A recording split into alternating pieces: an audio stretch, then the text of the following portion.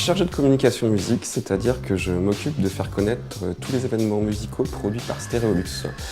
Donc de l'affiche au flyer, au programme, aux relations presse, aux partenariats. J'essaie de faire connaître tous les événements musicaux auprès du public. Alors l'artiste le plus what the fuck que j'ai accueilli, c'est Pete Doherty, il y a environ 3 ans. C'était une journée assez mémorable parce qu'il est sorti en trompe de son tourbus vers 15 h, accompagné d'un, on va dire, un gros nuage de fumée.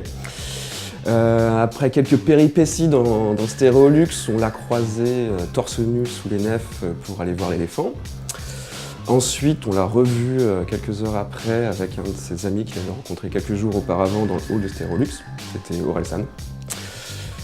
Et le moment le plus drôle de cette soirée était quand on a fait un shooting photo sur le toit de Stereolux pour la couve de Télérama, où il a trouvé rien de mieux de faire un mini-concert sur le muret perché environ 40 mètres de haut pour son public qui était en bas, et le tout sous la pluie.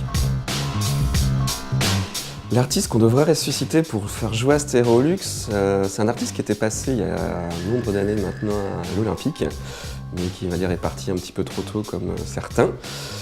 C'est Elliott Smith. Ma recette pour remplir une salle, c'est, outre une programmation alléchante, je vais dire c'est une belle affiche, un bon texte, des flyers, des bons partenariats médias, des bons diffuseurs, je pense qu'ils se reconnaîtront, et surtout une très bonne community manager. Mon meilleur souvenir à Stereolux, j'en ai plein. Je pourrais parler des concerts de Moderate, Justice, Aurore ou Zino Twist. Mais j'ai aussi des bons souvenirs avec des artistes comme un bœuf improvisé dans les loges avec Patrick Watson ou encore une petite visite privée des machines de Lille avec John Hopkins.